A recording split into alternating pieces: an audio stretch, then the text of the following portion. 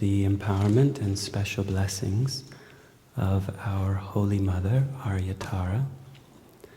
And also we've received a brief commentary to the Yoga of Enlightened Mother, Aryatara.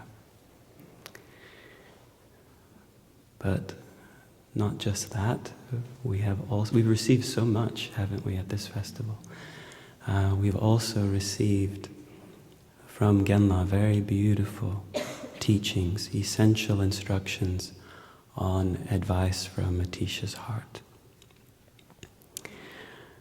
So now, having received empowerment and commentary or teachings, now is our great opportunity to engage in meditation retreat. So this is our good fortune, such amazing good fortune to have this opportunity. And I think there are 200 or so of us now who have the opportunity to engage in retreat. So I sincerely thank you for staying. Of course, otherwise I have no job at all. But also because the more of us together, with faithful mind, pure intention, engaging in retreat in this very blessed place, the more powerful for us individually and collectively. So this is wonderful. Now in retreat, in essence, we are going to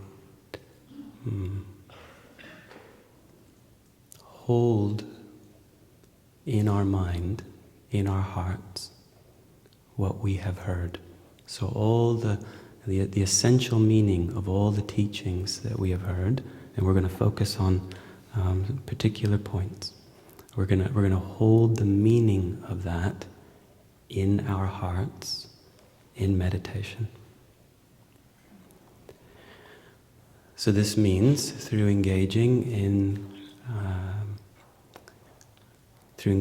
contemplation, we are going to find our object of meditation, and then we're going to hold that with mindfulness and focus single-pointedly.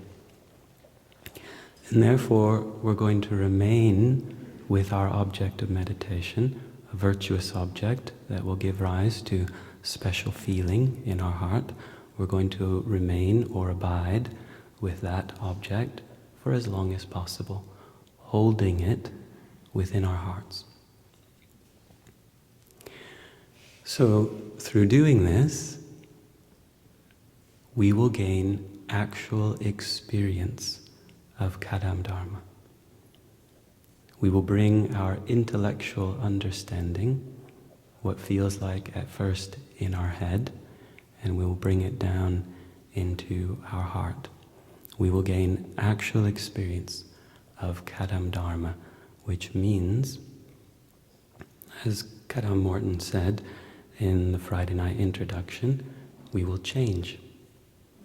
Our mind will transform, which means our mind changes, and when our mind changes, then we will change in such a positive way.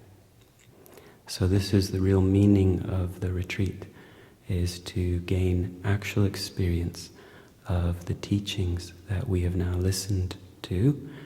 So now we're going to hold them within our hearts in meditation, abiding with that special understanding, determination, feeling for as long as possible.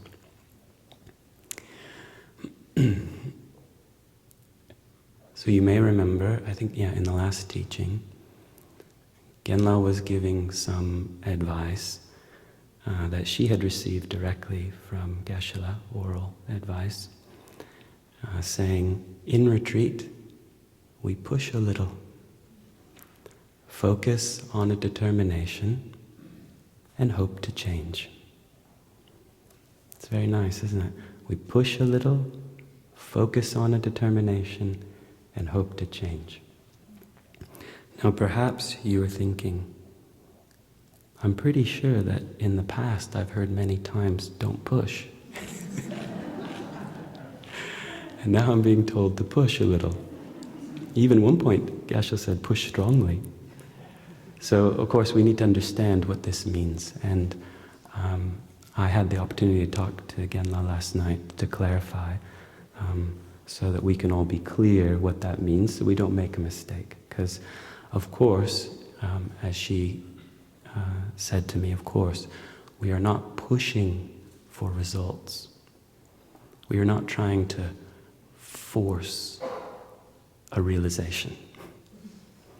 Because that is an organic process that arises through gathering all the causes and conditions, and then the effect will naturally give rise. We cannot push our way to a realization. However, what this means, so that we don't want to do. We're not trying to push, expecting quick results and so forth. But we are not remaining satisfied with intellectual understanding. That's the main point. Okay? We're not happy just knowing the teaching. What we want is for our mind to move. We want to move to our object of meditation.